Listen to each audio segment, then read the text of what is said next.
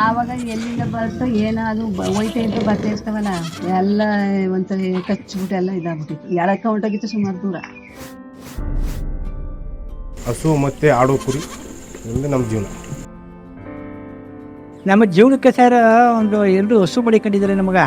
ಅವು ಸರಿಯಾದ ರೀತಿಯಲ್ಲಿ ನಾವು ಸಾಕಾಣಿಕೆ ಮಾಡಿದ್ರೆ ಸಾಕಾಣಿಕೆ ಮೇಲೆ ನಮ್ಗೆ ಆದಷ್ಟು ನಿಶ್ಚಿತ ದುಡಿಮೆ ಆಗುತ್ತೆ. ಅದು ಬಾಡ್ಲು ಕೊಟ್ಟಿಗೆ ಇದೆ. ಇದು ನಾವು ತರಕಾರಿ ಗಿಡಕ್ಕೆ ಅದು ಇದು ಕಟ್ಟಿರ್ತೀವಿ. ಅದೇನಿಲ್ಲ ಇದು ಮಾಡ್ಬಿಟ್ಟು ಬೇಕ ಅಂದ್ಬಿಟ್ಟು ಒಳಗಡೆ ನೆಡ್ಬಿಡ್ತದೆ. ಒಳಗಡೆ ಆಗೋದು 1 ಕ್ಲಾಸ್ ಅಂತ 4 ಕ್ಲಾಸ್ನ ರಸ್ತೆ ಕುಡಿತದೆ. ನಮಗೊಂದು ಒಳ್ಳೆಯ ಥರ ಒಳ್ಳೆ ಇದಾಯಿತು. ಸ್ವಲ್ಪ ದನ ಮರಿ ಕರ ಕೂಡ್ಲಿವೆ ನಮ್ಗೆ ಸ್ವಲ್ಪ ಭಯ ಇರಲ್ಲ. ಆಗ ಈಗಲೂ ಭಯ ಇರುತ್ತೆ ಸರ್. ಅಂದ್ರೆ ಕೊಟ್ಟಿಗೆ ಇದ್ರು ಯಾವಾಗ ಏನೋ ಅನ್ನೋ ಭಯ ಇರುತ್ತೆ. ಇದು ಜಮೀನಿಗೆಲ್ಲ ಅದೊಂದು ಭಯ. ಎಷ್ಟೊತ್ತು ನೋಡ್ಕೋಬೇಕು, ಈಗ ಬಂದಿರ್ಬೇಕು. ಅಂದ್ರೆ ಕೊಟ್ಟಿಗೆ ಕೊಟ್ಟು ತೊಟ್ಟಿನ ಏನೂ ತೊಂದರೆ ಆಗಿಲ್ಲ. ಕೊಟ್ಟಿಗೆ ಕೊಟ್ಟು ತೊಟ್ಟಿನ ಪರವಾಗಿಲ್ಲ.